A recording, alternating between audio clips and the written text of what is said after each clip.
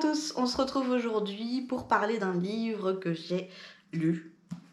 Il s'agit de Sorcery of Thorn de Margaret Rogerson, publié chez Big Bang.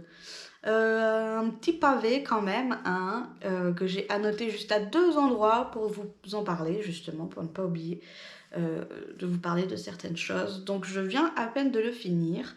Ça va être une vidéo assez courte puisque je ne vous parle que d'un seul livre, ce qui me paraît pas mal de vous faire juste 5 petites minutes sur un livre. Voilà, vous me direz ce que vous en pensez. Je pensais avoir découvert ce style de vidéo, de vous faire un livre en 5 minutes, mais je me suis rendu compte que c'est un concept qu'avait pris Muffin Books, la chaîne YouTube de Marie, l'autrice qui a fait La carte des confins. Si vous ne l'avez pas lu, il faut le lire. Donc c'est un concept que je reprends donc d'elle. Du coup, je pensais être celle qui l'avait inventé, mais du tout. Donc du coup, on va parler aujourd'hui de Sorcery of Thorn, que j'ai terminé hier, tout simplement. Donc dans ce livre, on va suivre Elisabeth qui a grandi au milieu des redoutables livres d'une grande bibliothèque. Donc il faut savoir que tous les livres dans les bibliothèques de ce monde-ci sont des livres vivants qui peuvent parler, qui bougent les pages, qui peuvent s'envoler. Et malheureusement, y en a beaucoup qui sont très très dangereux. Ils peuvent rentrer dans votre tête, s'immiscer dans vos pensées, vous faire voir des choses, vous faire croire des choses, vous faire faire des choses. Donc ils sont très dangereux. Il y a des catégories, vous avez des livres pas trop dangereux, puis vous en avez des catégories 8, 10 à plus qui eux justement là on fait super gaffe. Et si vous venez à les abîmer, à les entailler, à les abîmer ou n'importe quoi, et ben malheureusement ils se transforment en maléfiques, c'est-à-dire en monstres assoiffés de sang et qui ne souhaitent qu'une seule chose, c'est détruire l'univers, quoi. En gros, on est à peu près là-dessus.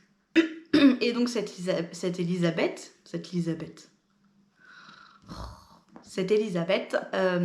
elle va un jour se réveiller et découvrir qu'un maléfique a surgi dans sa propre bibliothèque, donc là où elle travaille. Oui, parce qu'elle veut devenir gardienne. Elle veut devenir gardienne, la gardienne des livres. Donc elle est en apprentissage là-bas, et donc elle dort là-bas, un peu comme un internat, quoi. Et donc cette jeune fille se réveille un jour, elle voit qu'il y a un maléfique qui essaie de détruire la bibliothèque et qui va tuer plein de gens. Et donc elle décide de le combattre. Malheureusement pour elle, les gens pensent que c'est de sa faute si ce maléfique s'est échappé. Et il décide donc de la punir, tout ça quoi, hein, vous voyez le genre. Et elle va rencontrer Nathaniel, un jeune homme qui lui est sorcier, et c'est lui qui va la conduire en prison. Et sur le chemin, il va leur arriver plein de merdouilles, mais alors vraiment beaucoup. Et donc, il va se passer plein de choses, et il va y avoir une petite romance entre nos deux protagonistes principales. Je vous en parle pas de plus, mais là-dedans, il y a un troisième personnage qui est une petite pépite que vous aurez peut-être l'occasion de découvrir.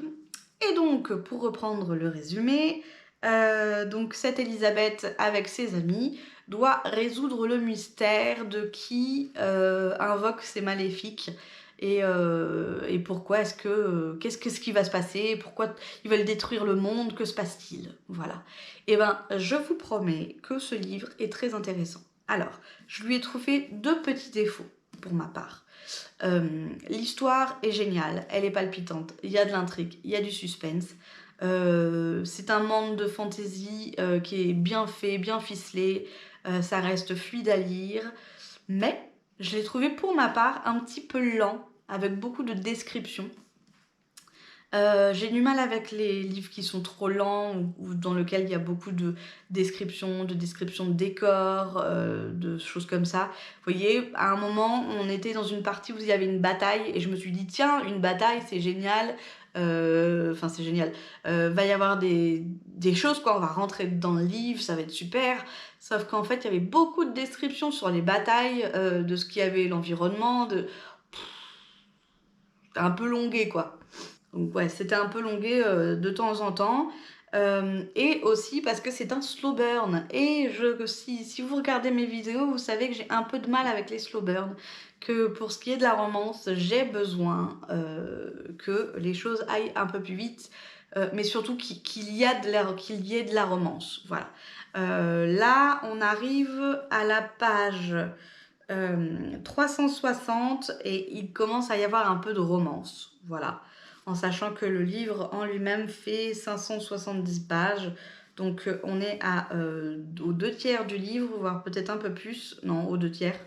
Avant qu'il y ait quelque chose un peu de palpitant dans ce livre au niveau de la romance. Voilà, je m'égare, j'ai du mal à parler. Voilà.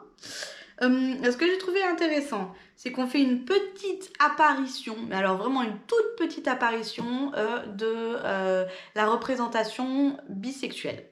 Ça, j'ai trouvé ça cool. Mais alors vraiment, c'est un petit truc, un petit détail qui est posé comme ça dans le livre, et voilà. Mais c'est très bien. Et aussi, il y a une scène où un peu osé, on va dire que ça comme ça, même si vraiment c'est pas du tout osé. Mais ce que j'ai apprécié là-dedans, c'est que voilà, il a suffi juste d'une petite phrase où on parle du consentement. Et ça, j'ai trouvé ça génial. Voilà, donc il a suffi juste d'une petite phrase pour que je sois contente. Et c'était la gorge nouée, elle hocha la tête pour lui donner son consentement. Et c'est tout bête, mais dans un livre, quand vous avez ce petit genre de phrase, ben, vous vous sentez bien, quoi. Voilà. Eh bien écoutez, c'est terminé pour cette vidéo. Je vous ai parlé donc en profondeur de ce que j'ai pensé de Sorcery of Thorn. Franchement, je vous le conseille. N'hésitez pas à le lire parce que l'histoire, enfin, c'est vachement bien fait et surtout, c'est quelque chose de différent. J'ai pas l'habitude de lire des livres comme ça, avec ce genre d'intrigue, ce genre de monde. Et franchement, allez-y. Merci d'avoir regardé cette toute petite vidéo. Et puis nous, on se retrouve pour une prochaine vidéo et tout ça, quoi. Voilà, en attendant, lisez bien, amusez-vous bien, profitez de la vie. Et on se revoit bientôt. Bisous!